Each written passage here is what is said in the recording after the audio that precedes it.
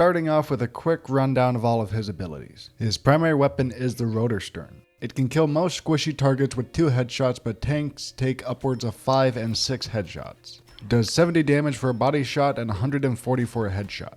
Because the Roterstern is firing explosive rounds, you actually get to do splash damage to enemies that are close enough to the target you fired at, which is really good when you're firing down choke points. He has a hook that you can charge with right click. If you fire it immediately, it goes 10 meters, but if you let it charge for 1 second, you increase its range up to 20 meters. But if you hold it too long, it will just disappear. One thing that's important to note about the hooks is that if you go to use any other ability, it will cancel the hook. So you want to make sure to wait until the hook is finished until you use one of your abilities. His shift button, officially referred to as Trooper's Fist, is his one and only movement ability. It deals 90 damage to whoever it lands on. I recommend using a combo of firing twice, using the shift ability, and then firing again to finish them off. This is very good for any squishy targets. You can scale some things with it, but make sure you're very close to what you want to climb, otherwise you're just going to burn your ability that you could have used for finishing off an enemy.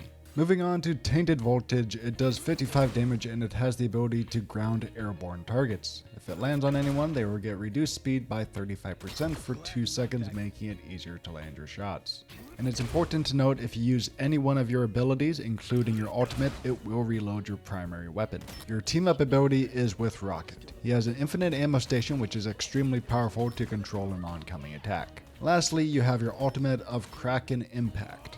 You jump up in the air and you slam down on enemies, dealing 100 damage. But the most important thing is, if you land on an enemy, if they fall below 20%, they will instantly die. So this 20% penalty will last 5 seconds, and if you manage to kill them within those 5 seconds, you will get to use your ultimate again, so on and so forth. If you get a kill, you'll be able to use your ultimate for 8 seconds until it officially resets. Now don't try and go for big ultimates. You can actually be much more impactful by throwing it onto someone who is out of position and just getting your ultimate again and then using it for the bigger group if you so please. Keep in mind, you do not need to get the finishing blow to use your ult again, as long as you use it on someone who is easily out of position for your entire team to shoot at. Basically, prioritize making sure you get a second ultimate than getting the finishing blow.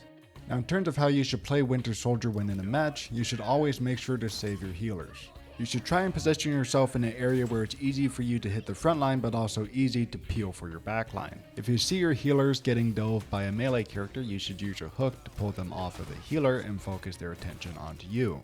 If you are positive that your healers are currently safe from flankers, you should try and be as annoying as possible to the enemy team. The most impactful thing you can do for your team is to pull an enemy out of position into your team and then immediately follow it up with a Tainted Spark, ensuring that their escape is as difficult as possible for them. This is also a good way to initiate your ultimate. Pull someone out of position and immediately use your ultimate, marking them for death, allowing your team to kill them, and then getting another ultimate off of that.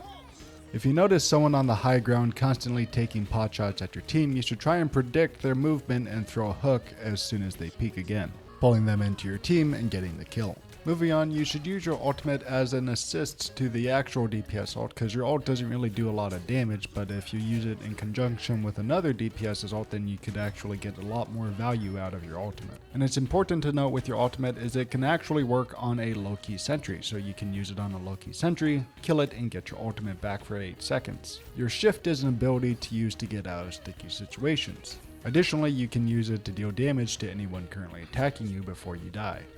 Your Teamup ability with Rocket is very powerful. Infinite ammo, and it lasts a long time. Remember, you have explosive damage with your primary, so oftentimes if they're bundled together down a choke point, you're doing a lot of damage to everyone. So your flow of Winter Soldiers should be, you should defend the healers. If the healers are safe, try to pull players out of position for your team. And lastly, use your ultimate as more as a support ult. Remember, it's more important to get one person with your ultimate that you know your team can kill than it is to get 3 people you're not sure if you can kill or not. Thank you so much for watching this video. If you enjoyed, please hit that like button and let me know what you think of it in the comments down below.